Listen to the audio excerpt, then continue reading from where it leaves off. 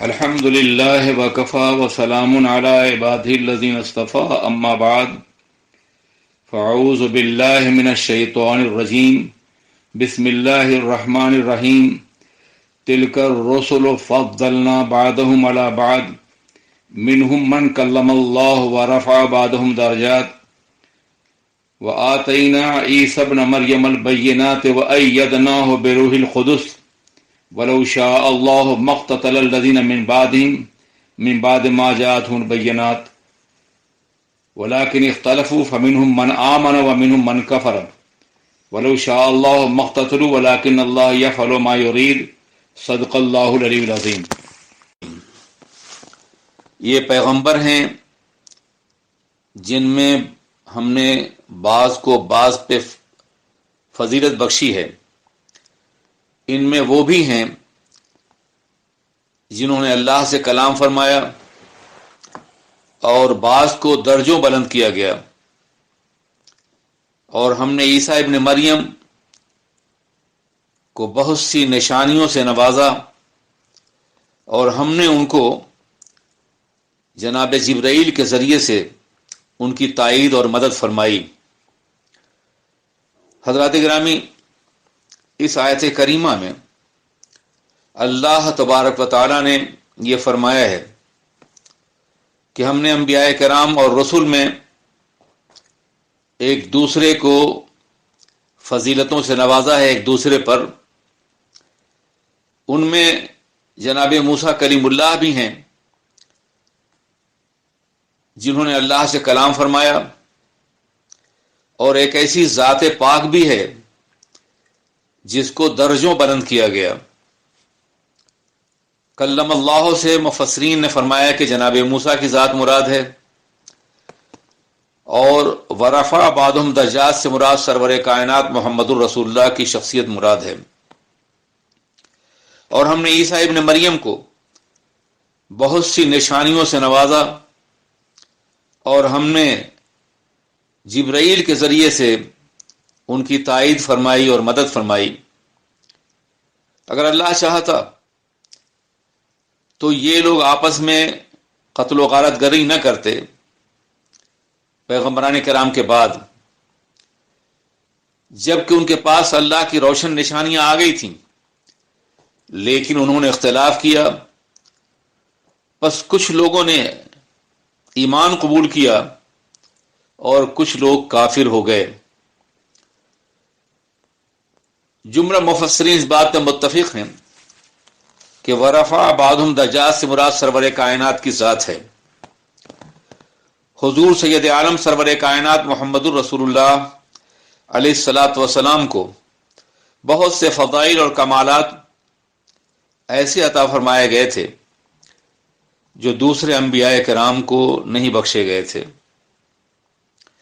یا جو فضائل انہیں عطا فرمائے گئے تھے ان فضائل میں سرور کائنات علیہ الصلاۃ والسلام کو مزید عظمتوں سے نوازا۔ اللہ رب العزت نے نفس نبوت میں تمامی انبیاء کرام برابر ہیں۔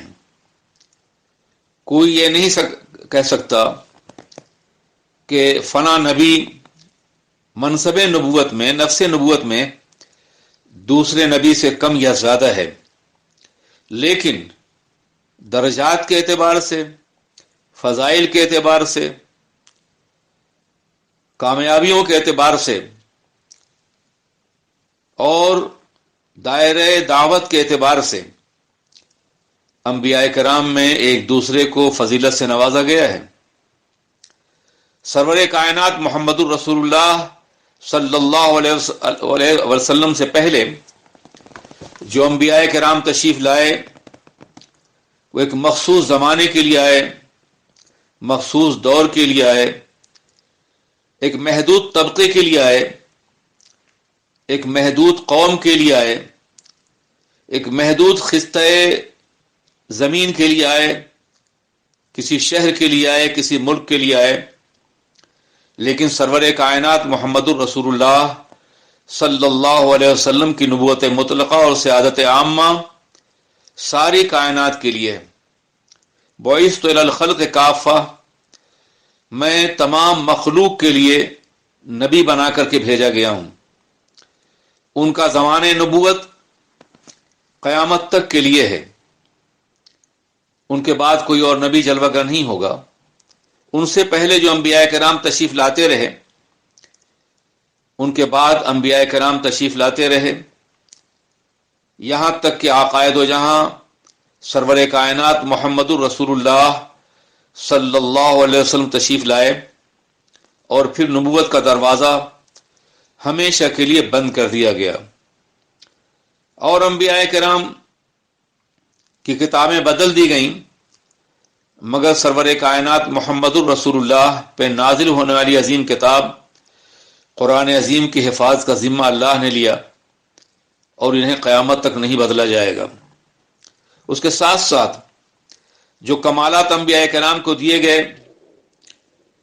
ان کمالات میں سرور کائنات محمد الرسول اللہ کو منزل کمال تک پہنچایا گیا. آقائے دو جہاں علیہ الصلاۃ والسلام ساری کائنات کے لیے رحمت للعالمین بنا کے بھیجے گئے ہیں. کسی اور دوسرے نبی کو یہ منصب نہیں عطا فرمایا گیا. بلا شبہ ہر نبی اپنی قوم کے لیے اپنی زمین دعوت پر رحمت ہی بنا کے بھیجے جاتے تھے، مگر رحمت تمام کی حیثیت سے ساری کائنات کے لیے، عالمین کے لیے تنہا سرور کائنات علیہ الصلوۃ والسلام کو بھیجا گیا بحیثیت رحمت. اس کے ساتھ ساتھ خود آقائے دو جہاں سرور کائنات نے ارشاد فرمایا. حضرت ابو ہریرہ کی روایت ہے کہ ان کا اللہ کے رسول نے فرمایا، فضلت علی الانبیاء بست، مجھے انبیاء کرام پہ 6 چیزوں میں فضیلت عطا فرمائی گئی ہے. اوتیت جوامع الکلم، مجھے ایسے کلمات سے نوازا گیا جو اپنے مختصر ہونے کے باوجود علم و فضل و معانی اور مفاہیم کی ایک کائنات اپنے اندر رکھتے تھے. وَنُصِرْتُ بِالرُّعْبِ، اور مجھے روب اور دبدبہ عطا فرمایا گیا کہ جو مجھ سے اختلاف کرنے والی یا ہمارے دشمن ہیں، وہ سینکڑوں میل سے میرے تصور سے، میرے خوف سے لرزہ بر اندام ہو جاتے ہیں. وَأُحِلَّتْ لِيَ الْغَنَائِمُ، اور غنائم کو میرے لیے حلال قرار دیا گیا. مجھ سے پہلے مال غنیمت انبیاء کرام اور ان کی امتوں کے اوپر جائز نہیں تھا. مال غنیمت کو ایک مقام پہ جمع کیا جاتا اور آگ لگا دی جاتی تھی، لیکن اب ایسا نہیں ہے، بلکہ مال غنیمت کو میرے لیے اور میری قوم کے لیے قیامت تک کے لیے حلال قرار دیا گیا ہے. وَجُعِلَتْ لِي الْأَرْضُ مَسْجِدًا وَطَهُورًا، اور میرے لیے زمین کو، پوری زمین کو مسجد بنا دی گئی اور پاک کرنے والی بنا دی گئی. اس سے آپ اندازہ فرمائیں کہ دنیا کے دوسرے انبیاء کرام کے لیے عبادت کے لیے مخصوص مکانات ہوتے تھے، مخصوص جگہیں ہوتی تھیں. یوں تو مساجد اسلام میں بھی اونچا مقام رکھتی ہیں، اور ان کی روایت بھی انبیاء کرام کے مقدس ذات سے وابستہ ہے، لیکن عبادت کے لیے اسے لازم قرار نہیں دیا گیا. پوری روئے زمین کو سجدہ گاہ بنا دیا گیا ہے، اور جب بھی نماز کا وقت ہوگا، عبادت کا وقت ہوگا، تو صحرا کی ہوں، شہر کی زمینیں ہوں، فضا کا ماحول ہو، سمندروں پہ سفر کر رہے ہوں، کائنات میں جہاں کہیں بھی ہوں، وہاں عبادت کر سکتے ہیں. جب نماز کا وقت آ جائے تو خدا کی بارگاہ میں سجدہ ریز ہوں گے. یہ سہولت، یہ آزادی اور یہ وسعت صرف سرور کائنات محمد الرسول اللہ کو عطا فرمائی گئی. یہ فضیلت ہے جو دوسرے انبیاء کرام کے اوپر. اور اس سے یہ بھی معلوم ہوا کہ اللہ تبارک و تعالیٰ نے امت مسلمہ کے لیے زمین کو مسجد کی طہارت عطا فرما دی گئی ہے. اس لیے ایک مسلمان جو زمین پہ سجدہ کرنا جانتا ہے اور یہ جانتا ہے کہ سجدہ ہم کہیں بھی کر سکتے ہیں، تو جہاں سجدہ ہوگا وہاں گناہ نہیں ہو سکتا ہے، کوئی غلطی نہیں ہو سکتی ہے، اللہ کی نافرمانی نہیں کی جا سکتی، اس لیے کہ زمین کو سجدے کی طہارت عطا فرما دی گئی، پاکیزگی بخشی گئی. اس کے ساتھ ساتھ یہ بھی اشارہ دیا گیا کہ تم زمین پر اگر اللہ کی عبادت کے نیت سے بڑھو گے تو زمینیں تمہارے قدموں میں سمیٹ دی جائیں گی، لیکن اگر تم عیش و عشرت کی نیت سے بڑھو گے تو قدموں کے نیچے کی زمین سلب کر لی جائے گی. تاریخ اسلامی گواہ ہے کہ جب تک مسلمان عبادت کی نیت سے کسی ملک میں قدم رکھتے تھے تو وہ ملک اس کا استقبال کرتا تھا، زمینیں اس کے قدموں کے نیچے موجود ہوتی تھیں. اور جب مسلمانوں نے یہ طرز عمل چھوڑ دیا اور اللہ کی عبادت کے بجائے ہوس ملک گیری کے لیے یا عیش و عشرت کے لیے آگے بڑھنا شروع کیا تو ان سے اقتدار لے لیا گیا اور زمینیں ان سے چھین لی گئیں. آج بھی اگر مسلمان اس اللہ کی زمین پر سرور کائنات کی بخشی ہوئی نعمت کی بنیاد پر اگر عبادت اور بندگی کے لیے آگے بڑھنا چاہے تو آج بھی دنیا کی زمینیں ان کا استقبال کرنے کے لیے تیار ہیں. پھر آقا نے فرمایا وہ ارسلت الی الخلق کافہ، میں تمام انسانوں کی طرف نبی بنا کے بھیجا گیا ہوں. اور انبیاء کرام نے اپنی قوم کو مخاطب کیا یا بنی اسرائیل، لیکن سرور کائنات نے جب بھی مخاطب فرمایا ہے تو تمام انسانوں کو اپنا مخاطب بنایا ہے، یا ایھا الناس، اے لوگو، اس لیے کہ وہ کسی ایک قوم کے لیے، کسی ایک طبقے کے لیے نبی نہیں بنا کے بھیجے گئے تھے، بلکہ پوری دنیا انسانیت کے لیے، جن و انس کے لیے نبی بنا کے بھیجے گئے تھے. اور پھر آقا نے فرمایا وَخُتِمَ بِی النَّبِیُّونَ، اور میری ذات پر انبیاء کرام کی آمد کا سلسلہ ختم کر دیا گیا. خاتم النبیین ہونے کا منصب میرے علاوہ کسی اور کو نہیں عطا فرمایا گیا، اور ظاہر ہے کہ یہ وہ فضیلت ہے جس میں کوئی دوسرا شریک نہیں ہے. ترمذی شریف کی مشہور روایت ہے کہ آقا دو جہاں نے ارشاد فرمایا انا حبیب اللہ ولا فخر، میں اللہ کا حبیب ہوں. بلا شبہ اور انبیاء کرام کلیم بھی تھے، نجی بھی تھے، صفی بھی تھے. یہ مناصب اور یہ مرتبے اور یہ مقامات انبیاء کرام کو عطا فرمائے گئے، مگر حبیب ہونے کا مقام تمام عظمتوں سے بالا تر ہے.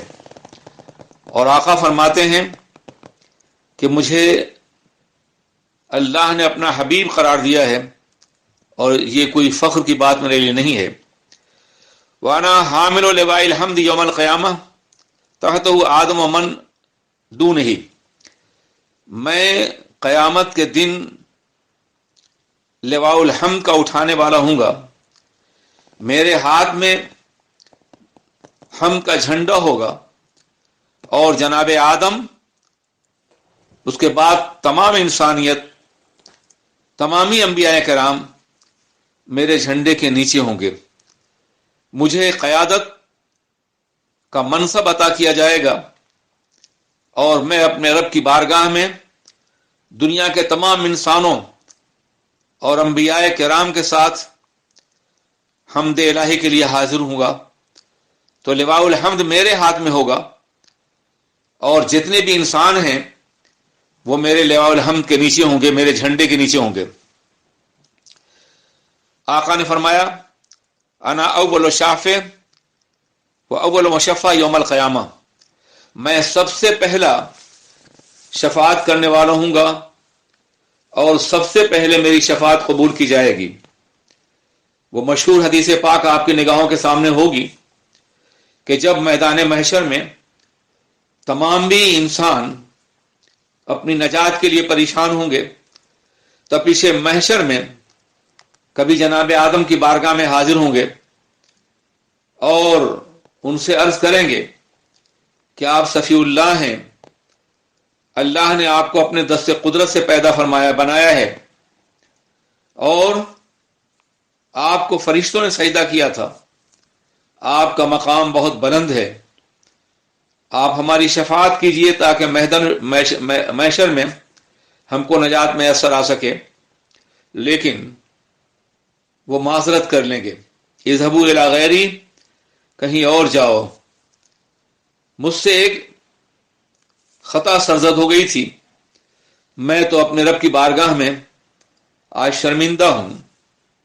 اس کے بعد لوگ جناب ابراہیم علیہ السلام کے پاس، جناب موسیٰ علیہ السلام کے پاس اور جناب عیسیٰ علیہ السلام کے پاس جائیں گے اور کہیں سے شفاعت میسر نہیں آئے گی، یہاں تک کہ حضور سید عالم سرور کائنات محمد الرسول اللہ کی بارگاہ میں حاضر ہوں گے تو اللہ کے رسول فرمائیں گے انا لہا، میں اس شفاعت کے لیے ہوں جس کے لیے تم سرگرداں ہو اور انبیاء کرام کی بارگاہوں میں حاضر ہوتے رہے ہو۔ اور پھر آقا فرمائیں گے کہ میں اپنے رب کی بارگاہ میں حاضر ہوں گا، سجدہ ریز ہوں گا اور اپنے رب کی تعلیم کی ہوئی دعا، تعلیم کے ہوئے انداز اور سلوک کے ساتھ میں اپنے رب کی تسبیح کروں گا، ایسی تسبیح کہ مجھ سے پہلے کبھی کسی نے نہیں کی ہوگی۔ اور پھر میرا رب مجھ سے کہے گا ارفع راسک یا محمد اشفا تو شفا، اے محمد اپنا سر اٹھائیے، شفاعت کیجئے اور آپ کی شفاعت قبول کی جائے گی۔ اور اس کے بعد اپنے گنہگاروں کی وہ شفاعت کریں گے، وہ اولین شافع ہوں گے اور اس کے بعد اور انبیاء کرام کو اجازت دی جائے گی کہ وہ بھی اپنے اپنے امتیوں کی شفاعت کر سکتے ہیں۔ آقا فرماتے ہیں سب سے پہلے میں جنت کا دروازہ کھٹکھٹاؤں گا، پھر جنت میرے لیے کھول دی جائے گی تو اس میں داخل ہوں گا اور میرے ساتھ غریب اور فقیر مسلمان داخل ہوں گے، اور اس میں کوئی فرق کی بات نہیں ہے۔ اور پھر آقا نے فرمایا انا اکرم الاولین والآخرین، اور میں خدائے وحید القدوس کی نگاہ میں اولین و آخرین سب سے زیادہ معظم اور مکرم ہوں گا، اور یہ فخر کی بات نہیں ہے۔ حضرات گرامی، یہ وہ فضائل ہیں اور یہ وہ خصوصیات ہیں جو خود سرور کائنات محمد الرسول اللہ علیہ السلام نے بیان فرمائی ہیں۔ اس لیے ورفع بعضم درجات سے مراد حضور سرور کائنات کی ذات ہے۔ اس کے بعد اس آیت شریفہ میں اللہ تبارک و تعالیٰ نے جناب عیسیٰ ابن مریم کے نام کے ساتھ قدر تفصیل سے ذکر فرمایا ہے۔ اس کی وجہ یہ ہے کہ حضور سید عالم سرور کائنات علیہ الصلوۃ والسلام جب مدینہ طیبہ میں جلوہ گر ہوئے تو وہاں یہود و نصارہ یہ دو طبقے پہلے سے موجود تھے جو اپنے کو اہل کتاب کہتے تھے، مگر ان میں شدید جنگیں ہوتی تھیں، انتہائی اختلافات تھے اور یہ ایک دوسرے کی تردید کرتے تھے، حالانکہ دونوں کتاب پر ایمان لانے والے تھے۔ ان کے اس طرز عمل کی بنیاد پر اللہ رب العزت نے ان کو ہدایت سے محروم رکھا، اور پھر ان میں کچھ لوگ حقیقتاً ایمان لائے اور کچھ لوگ ایمان سے محروم ہو گئے۔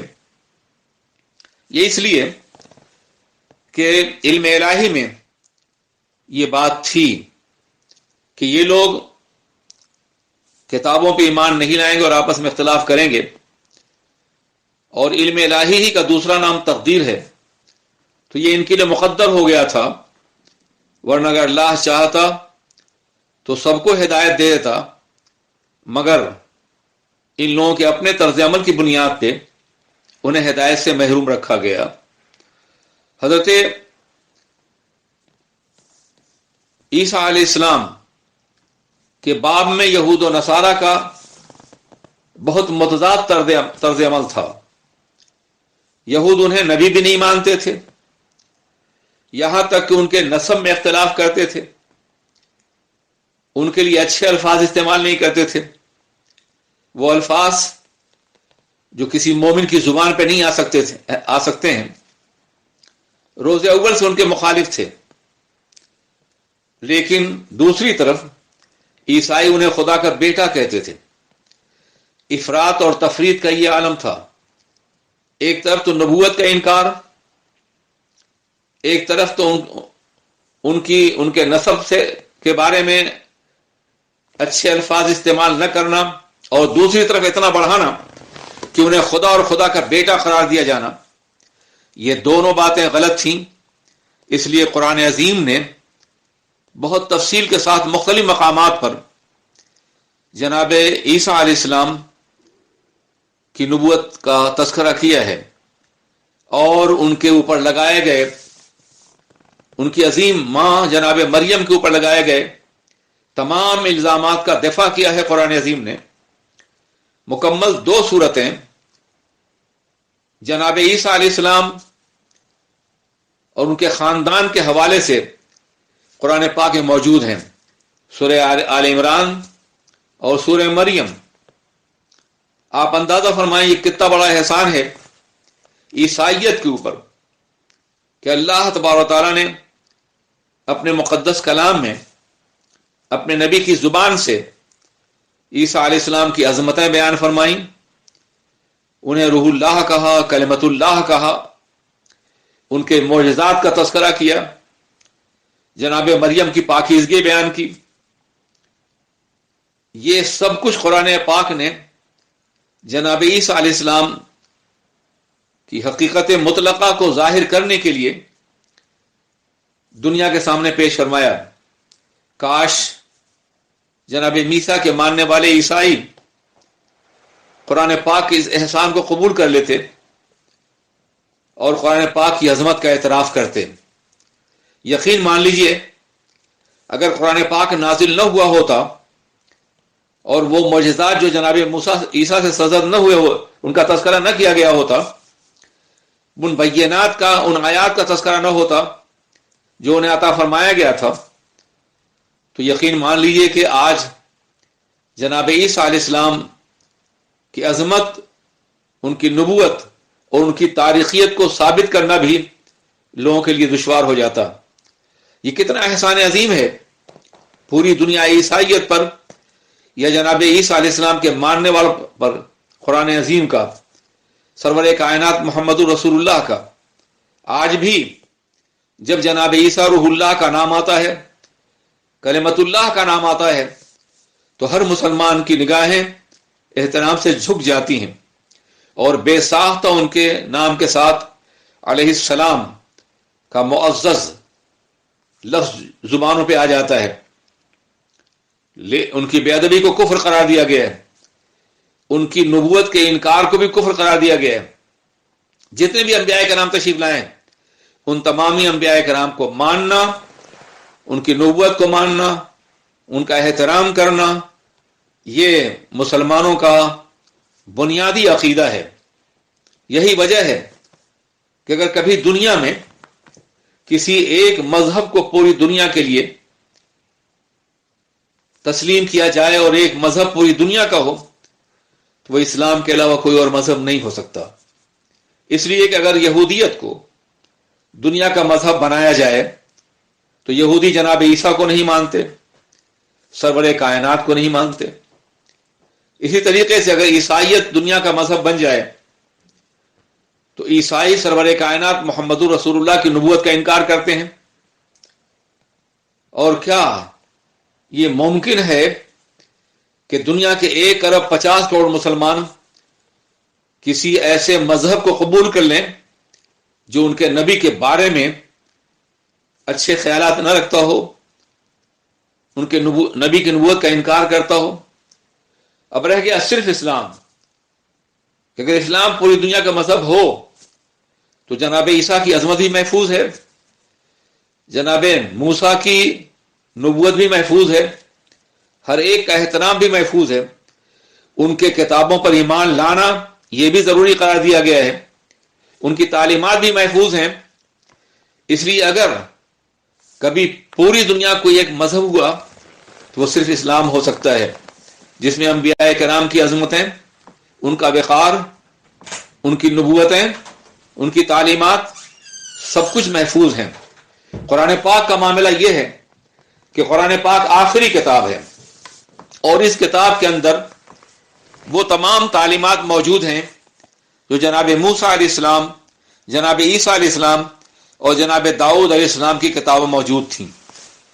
وہ محرف تعلیمات تو نہیں ہیں جنہیں تبدیل کر دیا گیا ہے، لیکن جو حقیقی تعلیمات ہیں وہ سب کے سب موجود ہیں۔ یہی وجہ ہے کہ پیغمبر اسلام سرور کائنات نے بار بار اہل کتاب کو دعوت دی کہ وہ آئیں اور اسلام کو جاننے کی کوشش کریں اور اسلام کے دامن میں داخل ہو کر کے ایک ایسا معاشرہ قائم کریں جس میں اختلاف نہ ہو، لیکن وہ تو آپس میں کٹ مرنے کے لیے تیار تھے۔ اسلام کو قبول کرنے کے لیے ان کے پاس موقع کہاں تھا؟ نتیجہ یہ ہوا کہ وہ لوگ جو صاحب عقل و شعور تھے، وہ عیسائی ہوں یا یہودی ہوں، وہ دامان رسالت میں داخل ہوئے، تھاما انہوں نے اور اسلام میں داخل ہوئے۔ کہیں پوری قوم داخل ہوئی، کیا نجاشی بادشاہ داخل نہیں ہوئے؟ کیا پورا ملک داخل نہیں ہوا؟ ایسی کیا پورا سیریا داخل نہیں ہوا؟ پورا فلسطین دامان رسالت سے وابستہ نہیں ہوا؟ یہ اسلام کی عظمت تھی کہ جنہوں نے ہر طرح کی عصبیتوں سے بے نیاز ہو کر کے اسلام کو سمجھنے کی کوشش کی، وہ اسلام کے دامن میں پناہ لینے مجبور ہوئے۔ لیکن جن کی آنکھوں پہ نفرتوں کی پٹی بندھی ہوئی تھی اور جنہوں نے ہمیشہ عصبیت کے چشمے سے اسلام کو جاننے کی کوشش کی، انہوں نے اسلام کو سمجھنے کے بجائے ہمیشہ غلط انداز سے اسلام، پیغمبر اسلام اور قرآن کو دنیا کے سامنے پیش کرنے کی کوشش کی، اور یہ سلسلہ آج بھی جاری ہے۔ امت مسلمہ کی ذمہ داری ہے کہ قرآن پاک کی وہ تعلیمات جن میں تمامی انبیاء کرام کی تعلیمات موجود ہیں، سب کی عظمتیں محفوظ ہیں، سب کی نبوت پر ایمان لانا ضروری ہے، ان تعلیمات کو دنیا کے سامنے پیش کیا جائے اور پھر دعوت دی جائے کہ آؤ ایک اس کلمے کے درمیان میں کے لیے جو ہمارے اور تمہارے درمیان مشترک ہے، جس کے لیے سرور کائنات محمد رسول اللہ نے اپنے دور میں دعوت دی تھی۔ حضرات گرامی، اسی مقدس سورت میں ایک آیت ہے جسے آیت الکرسی کا نام دیا گیا ہے۔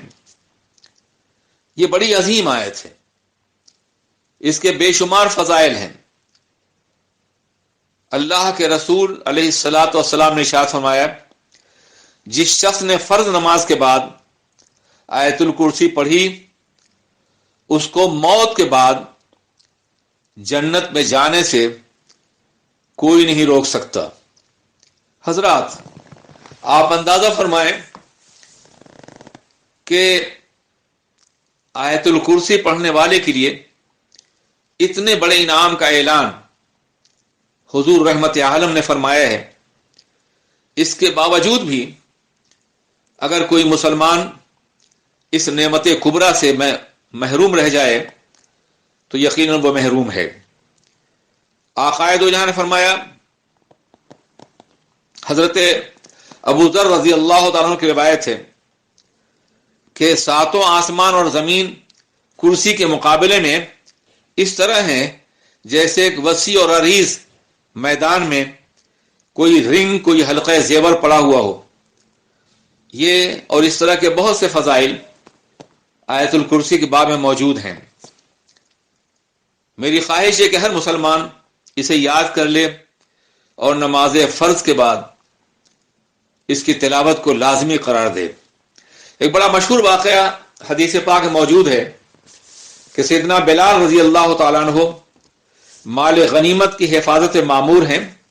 مسجد نبوی میں ایک شخص آتا ہے اور وہ چوری کرنے کی کوشش کرتا ہے۔ آپ انہیں گرفت پکڑ لیتے ہیں تو وہ رونے لگتا ہے اور ماتم کرتا ہے، میں بڑا غریب ہوں، میں بڑا مفلس ہوں، مجھے چھوڑ دیا جائے۔ آپ نے اسے چھوڑ دیا۔ صبح کو اللہ کے رسول نے پوچھا کہ رات کے قیدی کا کیا حال ہے؟ نگاہ رسالت دیکھ رہی تھی، حالانکہ آپ وہاں موجود نہیں تھے۔ تو جناب بلال نے کہا یا رسول اللہ، وہ تو بڑا مجبور اور بے کس تھا، مجھے رحم آ گیا، میں نے اسے چھوڑ دیا۔ کہا نہیں، وہ آج پھر آئے گا۔ جناب بلال کو یقین تھا میرے آقا نے فرمایا ہے، وہ منتظر ہے، وہ پھر آیا۔ آپ نے پھر اسے پکڑ لیا، پھر اس نے معذرت کی۔ صبح کو پھر آقا دو جہاں کی بارگاہ میں حاضر ہوئے، تو پھر آقا نے فرمایا کہ رات کے قید کا کیا ہوا؟ کہا یا رسول اللہ، آج پھر آیا تھا اور میں نے اسے پھر چھوڑ دیا۔ بڑا مسکین صورت بنائے ہوئے تھا وہ۔ آپ نے فرمایا وہ آج پھر آئے گا۔ تیسری جب وہ پھر آیا تو آپ نے کہا اب میں تجھے نہیں چھوڑوں گا، میں یہیں تمہیں پابند رکھوں گا یہاں تک کہ صبح ہو جائے اور آقا تمہیں دیکھیں اور تمہیں سزا دیں۔ تو کہا نہیں، اگر تم مجھے چھوڑ دو تو میں ایک ایسی بات کی تعلیم دوں گا کہ جس کے ذریعے سے تمہیں بڑا فائدہ پہنچے گا۔ تو آپ نے فرمایا ٹھیک ہے، میں تمہیں چھوڑتا ہوں، کیا کہنا ہے؟ تو اس نے کہا آیت الکرسی پڑھا کیجئے۔ اس مقدس آیت کے پڑھنے سے کبھی شیطان قریب نہیں آئے گا اور کبھی شیطان کے فریب سے آپ دوچار نہیں ہوں گے اور کوئی مسلمان دوچار نہیں ہوگا۔ صبح کو آقا نے پوچھا تو کہا ہاں یا رسول اللہ، میں نے اسے چھوڑ دیا۔ اس نے آیت الکرسی کے بارے میں کہا ہے؟ تو کہا ہاں، تھا تو وہ شیطان، لیکن بات اس نے صحیح کی ہے۔ اس سے آپ اندازہ کریں کہ اس مقدس آیت کریمہ کا کیا عظیم مقام ہے۔ یقیناً ہر مسلمان کوشش کرے گا کہ اس آیت کریمہ کو یاد بھی رکھے اور پڑھے بھی۔ اللہ لا الہ الا هو الحی القیوم، اللہ جس کے علاوہ کوئی معبود نہیں، وہ حی اور قیوم ہے۔ حی اور قیوم کے معنی کیا ہوتے ہیں؟ خود بھی زندہ ہے اور سب کو زندگی دینے والا ہے، اور جس کے وجود سے ساری کائنات قائم ہے، وہ پوری کائنات کو قائم رکھنے والا ہے۔ ان کلمات کو بہت سے مفسرین نے اور بہت سے صوفیاء کرام نے اسم اعظم کے نام سے یاد کیا، الحی القیوم۔ یا حی یا قیوم کا وظیفہ بہت سے صوفیاء کرام کے معمولات میں داخل ہے۔ خدا کرے یہ آیت الکرسی اور اس کے ساتھ ساتھ یہ وظیفہ حی و قیوم کا ہماری زندگی میں داخل ہو اور اس کی برکتوں سے ہم نوازے جائیں۔ حضرات گرامی، رکوع نمبر 3 میں اللہ تبارک و تعالی ارشاد فرماتا ہے، بسم اللہ الرحمن الرحیم، الم تر الی الذی حاج ابراہیم۔ کیا آپ نے ملاحظہ نہیں فرمایا محبوب اس شخص کو جس نے جناب ابراہیم سے حجت کی تھی، گفتگو کی تھی، اور جناب ابراہیم نے کہا تھا اس سے کہ میرا پروردگار وہ ہے کہ جو مردوں کو زندہ کرتا ہے، زندگی دیتا ہے اور موت دیتا ہے۔ جناب ابراہیم علیہ السلام نے حجت قائم کی تھی نمرود کے اوپر، حاج ابراہیم، حجت قائم کی تھی، دلیل قائم کی تھی ابراہیم علیہ السلام نے نمرود کے مقابلے میں، جب اس نے یہ کہا تھا تمہارا خدا کون ہے، تمہارا پروردگار کون ہے، تم کس کی عبادت کرتے ہو؟ خدا تو میں ہوں، پورا مصر میری عبادت کرتا ہے یا پورا عراق میری عبادت کرتا ہے؟ تو جناب ابراہیم نے کہا کہ میرا پروردگار وہ ہے جو زندگی دینے والا ہے اور موت دینے والا ہے۔ تو اس نے کہا یہ تو میں بھی کرتا ہوں۔ قال انا احیی و امیت، میں بھی زندگی دیتا ہوں اور میں بھی مارتا ہوں۔ یہ بڑی انوکھی اور بڑی دلچسپ بات تھی، اور بطور دلیل اس نے 2 قیدیوں کو بلایا۔ ایک قیدی کو موت کا فیصلہ کیا گیا تھا، پھانسی کا، اور دوسرے قیدی کو چھوڑ دینے کا۔ تو جسے چھوڑ دینے کا فیصلہ کیا گیا تھا اسے اس نے موت دے دی، پھانسی دی اور جسے موت کا فیصلہ کیا گیا تھا اسے چھوڑ دیا. اسے کہا دیکھو میں بھی موت اور زندگی کا مالک ہوں. ظاہر یہ دلیل اتنی بودی تھی. اللہ تبارک تعالیٰ اس مفہوم میں، اس معنی میں زندگی اور موت دینے والا نہیں ہے، وہ تو غیر موجود سے موجود کرنے والا ہے، اور پھر موجود کو موت دینے والا ہے، اور پھر زندہ کرنے والا ہے. تو جناب ابراہیم چاہتے تو اس کو کہتے یہ کیسی دلیل تم نے دی ہے؟ میرا رب، میرا مالک، میرا پروردگار اس اعتبار سے زندگی اور موت کا مالک نہیں جیسے تم کہہ رہے ہو. تم نے قیدی کو چھوڑ دیا ہے، قیدی کو تم نے پھانسی دے دی. میرا پروردگار حقیقی طور پہ زندگی اور موت دینے والا ہے، وہی پیدا کرتا ہے، وہی موت دے گا اور وہی پھر زندگی دے گا. لیکن آپ نے اس جاہل اور غبی کے سامنے بحث کرنے کے بجائے ایک نئی دلیل پیش کی اور کہا فَإِنَّ اللَّهَ يَأْتِي بِالشَّمْسِ مِنَ الْمَشْرِقِ فَأْتِ بِهَا مِنَ الْمَغْرِبِ. میرا رب تو سورج کو مشرق سے طلوع کرتا ہے. اگر تم بھی نبی ہو، تم بھی خدا ہو، معاذ اللہ تم بھی خدا ہو، تو سورج کو مغرب سے طلوع کر دو. فَبُہِتَ الَّذِي كَفَرَ، تو وہ مبہوت ہو گیا. اور اللہ ظالموں کو کبھی ہدایت نہیں دیتا. ہدایت انہیں ملتی ہے جن کا دل ہدایت قبول کرنے کے لیے تیار ہو. وہ چونکہ منکر تھا، مغرور تھا، سرکش تھا، اور ہدایت کے لیے اس کی سماعت تیار نہیں تھی، اس کا دل قبول کرنے کے لیے تیار نہیں تھا، اس لیے وہ لاجواب تو ہو گیا مگر اس نے ہدایت قبول نہیں کی.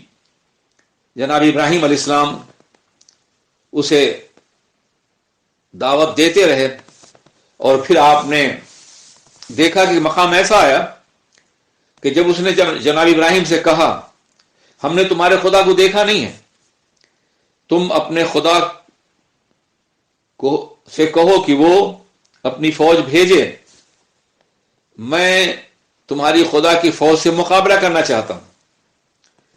یہ بھی ایک احمقانہ مطالبہ تھا. اگر خدا کے باب میں اس کے کسی بھی شعور کے گوشے میں خدا کی عظمت کا احساس ہوتا تو وہ کبھی یہ بات نہ کرتا. وہ ایک جاہل اور غبی تھا. طاقت اور غرور کے نشے میں وہ چیلنج کر رہا تھا کہ آپ اپنے خدا کو حکم دیجئے یا اس سے عرض کیجئے کہ وہ اپنی فوج بھیجے، میری فوج اس سے مقابلہ کرے گی. جناب ابراہیم نے اپنے رب کی بارگاہ میں عرض کی.